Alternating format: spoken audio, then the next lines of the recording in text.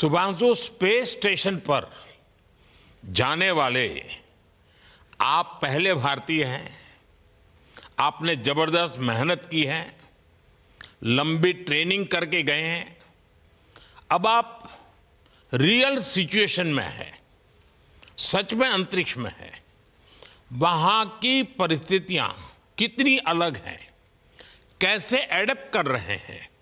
यहाँ पे तो सब कुछ ही अलग है प्रधानमंत्री जी। ट्रेनिंग की हमने पिछले पूरे एक साल में।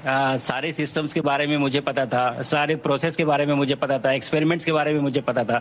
लेकिन यहाँ आते ही सडनली सब चेंज हो गया। बिकॉज हमारे शरीर को ग्रेविटी में रहने की इतनी आदत हो जाती है कि हर एक चीज उससे डिसाइड होती है। पर यहाँ आने के बाद चूंकि ग्रेविटी माइक्रो ग्रेविटी है, एब्सेंट है, तो छोटी छोटी चीजें भी बहुत मुश्किल हो जाती हैं। अभी आपसे बात करते वक्त मैंने अपने पैरों को बांध रखा है, नहीं तो मैं ऊपर चला जाऊंगा। और माइक पे भी जैसे छोटी छोटी चीजें हैं, अगर इसको छोड़ भी दूं तो भी ये ऐसे फ्लोट करता रहता है। पानी पीना, पैदल चलना, सोना सोना बहुत बड़ा चैलेंज है। आप छत पे सो सकते हैं, आप दीवारों पे सो सकते हैं, आप जमीन पे सो सकते हैं। तो पता सब कुछ होता है प्रधानमंत्री जी। ट्रेनिंग अच्छी है, लेकिन वातावरण चेंज होता है तो थोड़ा सा यूज टू होने में 1-2 दिन लगते हैं, बट फिर ठीक हो जाता है। भारत की ताकत साइंस और स्पिरिचुअलिटी दोनों है।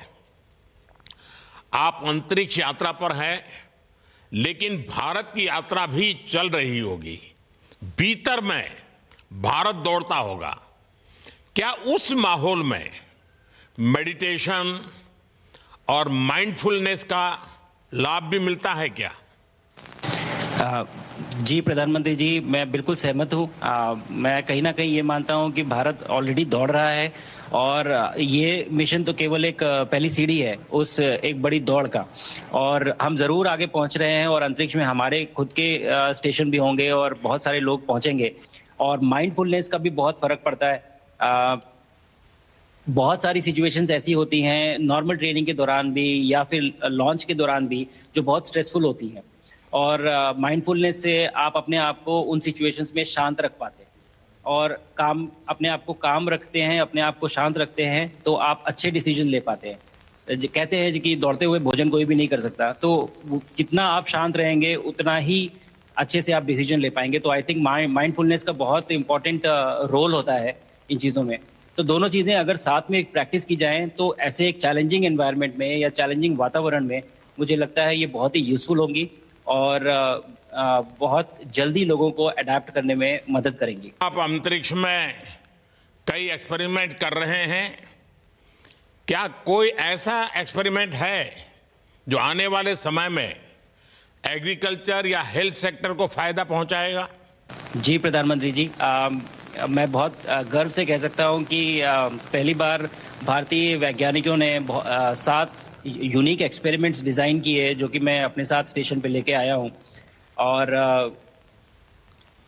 पहला एक्सपेरिमेंट जो मैं करने वाला हूं, जो कि आज ही के दिन में शेड्यूल्ड है, वो है स्टेम सेल्स के ऊपर। सो अंतरिक्ष में आने से क्या होता है कि ग्रेविटी चूंकि एब्सेंट होती है तो लोड खत्म हो जाता है, तो मसल लॉस होता है। तो जो मेरा एक्सपेरिमेंट है वो ये देख रहा है कि क्या कोई सप्लीमेंट दे के हम इस मसल लॉस को रोक सकते हैं या फिर डिले कर सकते हैं। इसका डायरेक्ट इम्प्लीकेशन धरती पे भी है कि जिन लोगों का मसल लॉस होता है ओल्ड एज की वजह से, तो उनके ऊपर ये सप्लीमेंट्स यूज किए जा सकते हैं। तो मुझे लगता है कि ये डेफिनेटली वहाँ यूज हो सकता है। साथ ही साथ जो दूसरा एक्सपेरिमेंट है वो माइक्रो एल्गी की ग्रोथ के ऊपर। ये माइक्रो एल्गी बहुत छोटे होते हैं लेकिन बहुत न्यूट्रिशियस होते हैं। तो अगर हम इनकी ग्रोथ देख सकते हैं यहाँ पे, और ऐसा प्रोसेस इजाद करें कि ये ज़्यादा तादाद में हम इन्हें उगा सकें और न्यूट्रिशन हम प्रोवाइड कर सकें, तो कहीं ना कहीं ये फूड सिक्योरिटी के लिए भी बहुत काम आएगा धरती के ऊपर।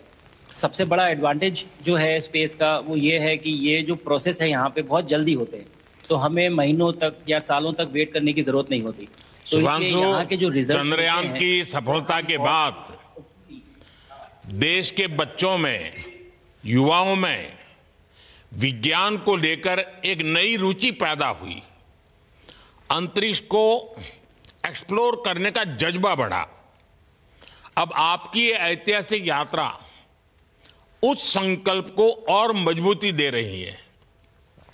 आज बच्चे सिर्फ आसमान नहीं देखते, वे यह सोचते हैं मैं भी वहां पहुंच सकता हूं। यही सोच, यही भावना हमारे भविष्य के स्पेस मिशंस की असली बुनियाद है। आप भारत की युवा पीढ़ी को क्या मैसेज देंगे?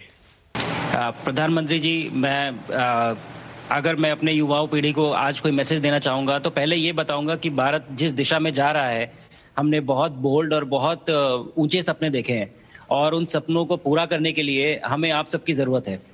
तो उस ज़रूरत को पूरा करने के लिए मैं ये कहूँगा कि सक्सेस का कोई एक रास्ता नहीं होता कि आप कभी कोई एक रास्ता लेता है, कोई दूसरा रास्ता लेता है, लेकिन एक चीज़ जो हर रास्ते में कॉमन होती है वो ये होती है कि आप कभी कोशिश मत छोड़िए, नेवर स्टॉप ट्राइंग।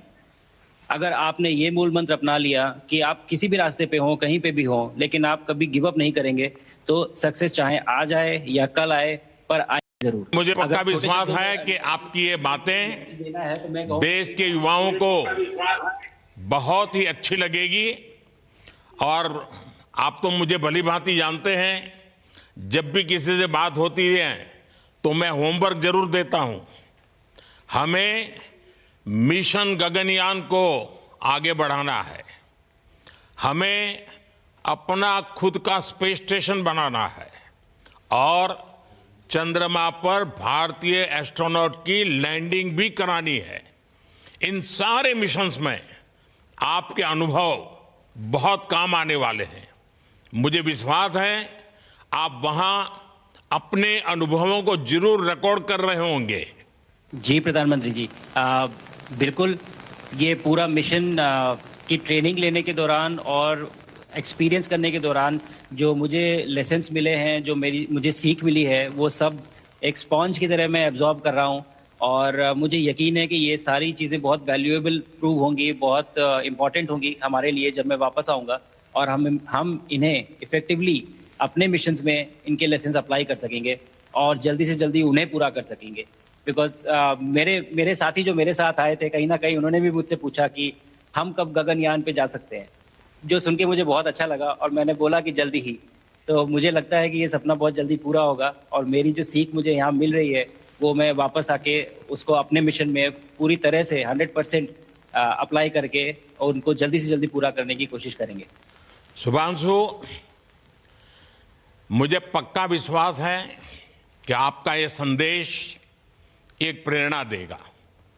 और जब हम आपके जाने से पहले मिले थे, आपका परिवारजन के भी दर्शन करने का अवसर मिला था और मैं देख रहा हूं कि आपके परिवारजन भी सभी उतने ही भावुक है, उत्साह से भरे हुए हैं।